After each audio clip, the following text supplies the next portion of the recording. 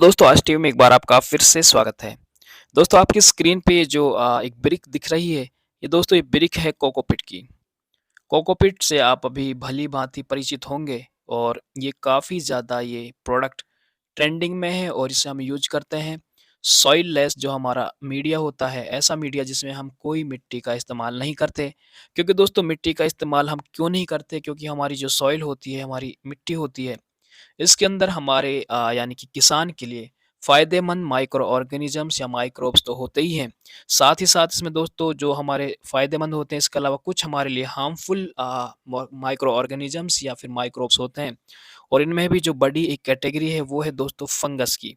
जैसा कि आप जानते होंगे कि जब आप किसी दुकान, किसी एक्सपर्ट से मिलते हैं, पेस्टिसाइड्स की दुकान पे जाते हैं, तो सबसे ज़्यादा जो प्रोडक्ट आपको दिखेंगे वो फंजीसाइड्स की कैटेगरी में दिखेंगे। और आपको कोई एक्सपर्ट्स कोई दवा बताए या ना बताए, पर आपको कोई ना कोई फंजीसाइड वो ज़रूर सजेस्ट कर देता है। और इसकी वजह ये है कि दोस्तों जी फंगस होता है, फंगस का जो ओरिजिन होता है, इसका मेन सोर्स जो होता है ये सॉइल हमारी होती है। और सॉइल से हमें काफ़ी ज़्यादा फंगस का कंटामिनेशन या फिर इनोकुलम मिलता है, जो हमारी बाद में क्रॉप में डिस्टर्बेंस करता है। मेरा मकसद इस वीडियो में जो है दोस्तों, वो कोकोपीट जब आप परचेज़ करें सॉइल लेस मीडिया के लिए, तो आपको किन-किन चीज़ों का ध्यान रखना है, वो पॉइंट्स आपके साथ डिस्कस करना चाहता हूँ। और दोस्तों ये जो वीडियो होगी ये बिल्कुल डायरेक्ट बिना एडिट के होगी, क्योंकि मैं चाहता हूँ कि आपके लिए जल्दी-जल्दी अपडेट्स या नॉलेजेबल वीडियोज़ लेके आऊँ। एडिट करने में काफ़ी टाइम लगता है, काफ़ी सोचना इसके लिए पड़ता है।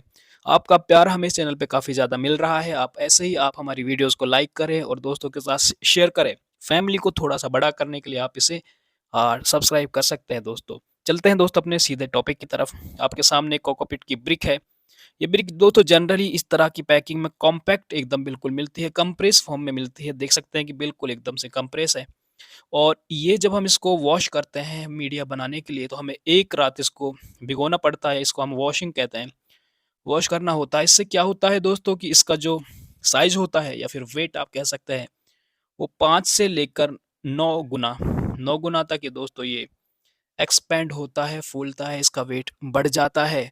या फिर आप कह सकते हैं कि ये लूज़ हो जाता है। बदले में क्या होता है कि जो इसके अंदर एक्सेस हीट होती है, इसके अंदर जो टेम्परेचर बढ़ा हुआ होता है, वो हीट यहाँ से निकल जाती है और जो इसका इलेक्ट्रिकल कंडक्टिविटी वैल्यू होती है ईसी, वो थोड़ी-सी बैलेंस होनी शुरू हो जाती है, क्योंकि हाई सॉल्ट अगर इसके अंदर हुए तो हमारा जर्मिनेशन और बाद में कई तरह की प्रॉब्लम्स होती हैं। उनसे बचने के लिए हमें इसका ईसी का लो होना बेहद ज़रूरी है। और हमारे आज की इस वीडियो का जो टॉपिक है वो कहीं न कहीं इस ईसी के रिगार्डिंग ही है। दोस्तों जब हम कोकोपीट परचेज़ करते हैं तो हम अपनी डिमांड हमेशा ये रखते हैं कि लो ईसी और लेस फाइबर्स। ईसी दोस्तों एक टॉपिक है, हमने कई बार अपनी वीडियोज़ में इसका ज़िक्र किया है। इलेक्ट्रिकल कंडक्टिविटी एक बार फिर से थोड़ा-सा हम इसका ज़िक्र करना चाहेंगे। जब कोई सॉल्यूशन होता है, सॉइल होती है, कोई मीडिया होता है, तो उसके अंदर क्योंकि सॉइल में ओरिजिनेट होते हैं हमारे 17 ज़रूरी न्यूट्रिएंट्स या मैक्रो माइक्रो एलिमेंट्स, तो उनकी कंसंट्रेशन कहीं न कहीं इसके अंदर होती है। और ये कंसंट्रेशन जब इसके अंदर होगी तो इससे इसका जो इलेक्ट्रिकल कंडक्टिविटी है या इसमें करंट को पास करने की क्षमता वो बढ़ जाती है। तो हमें इसके सोल्ट्स को कम करना है, तो कह सकते हैं कि इसकी ईसी वैल्यू को कम करना है। और हमें ये भी पता है कि ये जो कोकोनट होता है, नारियल से ही ये कोकोपीट बनता है। और नारियल हमारे मुल्क के जो हमारा ये प्यारा हिंदुस्तान आप इसे कह सकते हैं, ये थोड़ा-सा माफ़ी चाहेंगे हम थोड़ा-सा इंडिकेटिव डायग्राम बना रहे हैं। इस वाले हिस्से में यानी कि यहाँ पे हमारा समुंदर है, सी है हमारे यहाँ पर, हमारे समुंदर हैं। तो इस वाले रीजन में कोकोपीट होते हैं, हमारे नीचे के भारत के निचले हिस्से में। समुद्र के पानी का ईसी कई बार दोस्तों 50,000 तक रिकॉर्ड किया गया है ईसी। इसी वजह से प्लांट्स के अंदर भी ये सॉल्ट कंसंट्रेशन हाई होती है। और यहाँ से हमारा कोकोपीट बनता है, तो इस वजह से हमारे कोकोपीट में भी इलेक्ट्रिकल कंडक्टिविटी हाई होती है। बनाने वाली कंपनी फर्म ये दावा करती है कि उनका जो ईसी लेवल है वो काफ़ी लो है, पर आप कैसे चेक करेंगे? आप इसको इससे मुत्तफ़िक होंगे या फिर इससे आप अपने आप को तसल्ली देंगे कि ये ईसी सही है कि नहीं, हमारी रेंज में है कि नहीं? तो इसी के लिए हम बैठे हैं आपकी मदद के लिए। दोस्तों जब आप इसे वॉश करते हैं, कोकोपीट को आप भिगोते हैं, तो कुछ इस तरह से ये लूज़ हो जाता है। आप देख सकते हैं इसमें काफ़ी ज़्यादा फाइबर्स हैं। आपको इस चीज़ का ध्यान रखना है कि इसके अंदर बहुत ज़्यादा फाइबर्स ना हो, अदरवाइज़ आपकी रूट जर्व की प्रॉब्लम है, वहाँ पर कई बार ये प्रॉब्लम क्रिएट कर सकता है।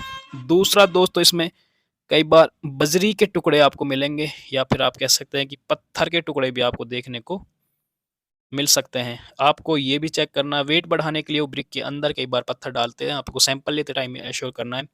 ईसी की अगर हम बात करें दोस्तों, अगर आपको ईसी को चेक करना है तो इसका एक फ़ॉर्मूला मैं आपको बताता हूँ। ईसी क्या होता है कि दोस्तों पानी का भी एक ईसी होता है। ईसी चेक करने के लिए आपको डिस्टिल वाटर लेना है। अब आप में से कई लोग समझ गए होंगे कि डिस्टिल वाटर क्या होता है। बारिश का पानी भी डिस्टिल वाटर होता है जिसमें कोई सॉल्ट डिज़ोल्व नहीं होता। इसके अलावा दोस्तों जब आरओ का जो पानी होता है, इसका ईसी भी काफ़ी कम होता है, पर ये बिल्कुल ईसी इसका ज़ीरो नहीं होता।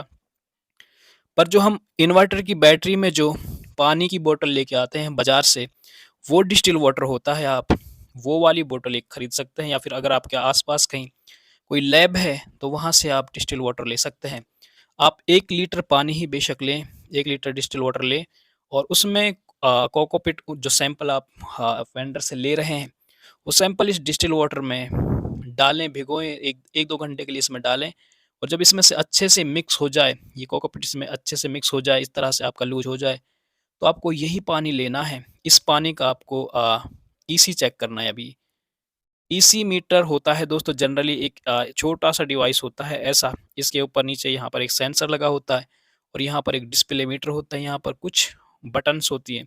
ये 2 तरह की रीडिंग्स हमें शो करता है, एक हमें इलेक्ट्रिकल कंडक्टिविटी शो करेगा। ये रीडिंग जनरली दोस्तों 2 तरह से होती हैं।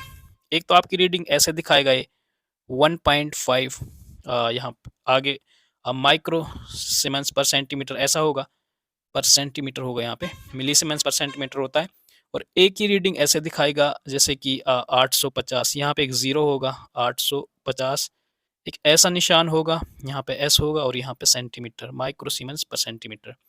ये 4 डिजिट में दिखाता है और यहाँ पर ये जनरली 1 पॉइंट 2 डिजिट में दिखाता है, पॉइंट बीच में होगा, वैसे ही एक ही डिजिट में दिखाएगा।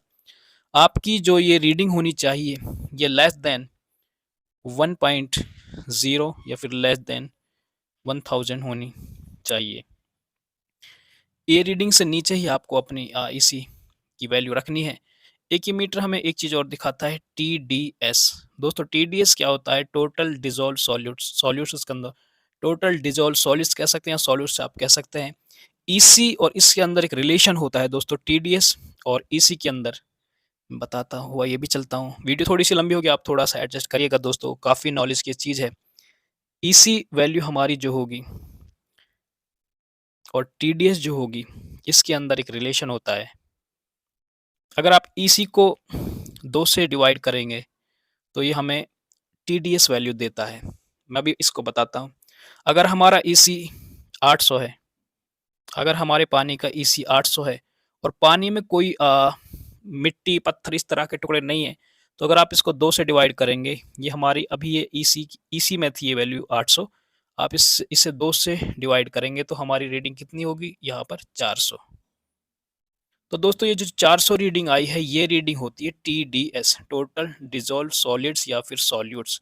तो ये आधे-आधे का इसमें फ़र्क होता है, ये 400 ईसी है तो सॉरी 800 अगर ईसी है तो 400 इसका टीडीएस होगा। तो आप या तो टीडीएस में रीडिंग्स ले सकते हैं या फिर ईसी में रीडिंग्स ले सकते हैं। और अब आपको जो ईसी या टीडीएस में वैल्यूज़ रखनी है, वो मैं बताता चलता हूँ। ये हमारी एक टेबल है, यहाँ पर हम ईसी लेते हैं, यहाँ पे हम टीडीएस लेते हैं। दोस्तों जो हमें पानी यूज़ करना है, वाटर जो हमें करना है इरिगेशन के लिए, इसका जो ईसी होना चाहिए ये लेस देन 1000 होना चाहिए और इसका जो पीपीएम होना चाहिए या टीडीएस जो होना चाहिए, वो लेस देन 500 पीपीएम होना चाहिए। ये पार्ट्स पर मिलियन में ये रीडिंग शो करेगा। जब हम पानी में दवा मिला दें, इसमें दवा मिलाएँ और हम फर्टिगेशन करें, तो हमारे पानी इस फर्टिगेशन वाले सॉल्यूशन का जो ईसी होना चाहिए, ये लेस देन 1500 होना चाहिए और अगर इसको टीडीएस की फॉर्म में निकालें तो 750 होना चाहिए पीपीएम। ये रीडिंग्स आपको लेनी है और आपके जो कोकोपीट का जो आप मीडिया बनाएँगे, कोकोपीट वाला जो मीडिया बनाएँगे, इसका जो ईसी हो दोस्तों, ये अगर लेस देन 2000 भी होगा, तो भी चल जाएगा और इस यहाँ पर इसकी वैल्यू लेस देन 1000 होगी। पर अच्छा होगा कि अगर आपकी ईसी ही मीडिया की लेस देन 1000 हो, तो फिर ये ज़्यादा बेटर है और ये आपका अच्छा एक मीडिया की क्वालिटी होगी। तो दोस्तों उम्मीद है आपको इस वीडियो से आपका जो कोकोपीट मीडिया आप परचेज़ करेंगे, वो उसके बारे में आपको इन्फॉर्मेशन मिली होगी, आप और अच्छा मीडिया परचेज़ कर सकते हैं और अपने सीडलिंग का जो एक्सपीरियंस है उसे और बेटर कर सकते हैं। तो आज की वीडियो में दोस्तों इतना ही। इस चैनल को एक बार सब्सक्राइब ज़रूर करें। धन्यवाद।